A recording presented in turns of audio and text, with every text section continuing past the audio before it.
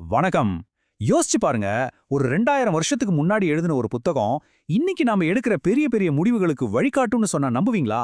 ஆமாங்க, திருக்குறள்ல இருக்கிற அந்த காலத்தால் அழியாத ஞானத்தை பத்தி தான் இந்த பகுதியில நம்ம பார்க்க போறோம். சரி, அப்போ விஷயத்துக்கு வருவோம். எப்படிங்க ஒரு 2000 வருஷம் பழமையான கவிதை நீங்க செய்ய போற பெரிய தவறுகள அது நடக்கிறதுக்கு முன்னாடியே சரி பண்ணும்? வாங்க, இதுக்கான பதில அந்த மூல நூல்ல இருந்தே தெரிஞ்சுக்கலாம். சரி, முதல் படி தொலைநோக்கு பார்வை. ரொம்ப சிம்பிள். எல்லாமே நம்ம சிந்தனையிலிருந்து தான் ஆரம்பிக்குது. கொஞ்சம் யோசிச்சு பாருங்களேன். எப்போவாச்சும் ஒரு ப்ராஜெக்ட்ல ரொம்ப அவசரமா இறங்கிட்டு அப்புறமா ஐயோ ஏன் இப்படி செஞ்சோன்னு வருத்தப்பட்டிருக்கீங்களா? நம்மள நிறைய பேருக்கு இது நடந்திருக்கும் இல்லையா? இதுக்கு வள்ளுவர் சொல்ற தீர்வு பாத்தீங்கன்னா ரொம்பவே நேரடியானது. எண்ணி துணிக கருமம். அதாவது ஒரு வேலையை செய்யறதுக்கு முன்னாடி நல்லா யோசிக்கணும். ஒரு தடவை முடிவு பண்ணிட்டா அதுக்கப்புறம் தைரியமா செயல் இறங்கணும். இந்த ஐடியாவை ஒரு 3 ஸ்டெப் ப்ராசஸா மாத்திக்கலாம். முதல்ல ஆழமான பரிசீலனை. அந்த சூழ்நிலைய முழுசா அலசி ஆராயுங்க. 2வது உறுதியான தீர்மானம். ஒரு தடவை முடிவு பண்ணிட்டா அதுல முழுசா கமிட்டட் ஆயிருங்க. கடைசியா தீர்க்கமான செயல். முழு நம்பிக்கையோட களத்துல இறங்குங்க. அவ்வளவுதான். சரி, அடுத்த கட்டத்துக்கு போலாமா? 2வது முக்கியமான விஷயம் ஆலோசனையோட சக்தி. ஏன்னா நீங்க தனியா இருந்து யோசிக்கணும்னு எந்த அவசியமும் இல்ல. ஒரு நிமிஷம் யோசிங்க. ரொம்ப முக்கியமான பெரிய முடிவு எடுக்கும்போது நீங்க யார்கிட்ட போய் அட்வைஸ் கேட்பீங்க? உங்களுக்கான அந்த அட்வைசரி டீம் யாரு? இத பத்தி யோசிச்சு பாருங்க. இதுக்கும் வள்ளுவர் ஒரு வழி சொல்றாரு. தெரிந்த இனத்தோடு தேர்ந்தெண்ணி. அதாவது நாமளா தேர்ந்தெடுத்த ஒரு எக்ஸ்பர்ட் டீமோட சேர்ந்து யோசிச்சு செயல்படணும். இங்க அந்த தெரிந்த அப்படிங்கிற வார்த்தை, அதாவது தேர்ந்தெடுக்கப்பட்ட அப்படிங்கிறது ரொம்ப ரொம்ப முக்கியம். அப்போ அந்த தேர்ந்தெடுக்கப்பட்ட குழு எப்படி இருக்கணும்? அவங்க கிட்ட நிரூபிக்கப்பட்ட நிபுணத்துவம் இருக்கணும். உங்களுக்கும் அவங்களுக்கும் ஒரே மாதிரியான மதிப்பீடுகள் இருக்கணும்.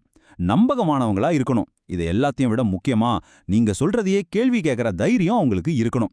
இது வெறும் ஃப்ரெண்ட்ஸ் கேங் கிடையாதுங்க. இது உங்களுக்கான ஒரு ஸ்ட்ராட்டஜிட் அட்வைசர் குழு. இப்போ 3வது படிக்கு வருவோம். விளைவுகளை எடை போடுறது. இதுதான் ஒரு முடிவை எடுக்கிறதோட அனலிட்டிக்கல் ஹார்ட்னே சொல்லலாம்.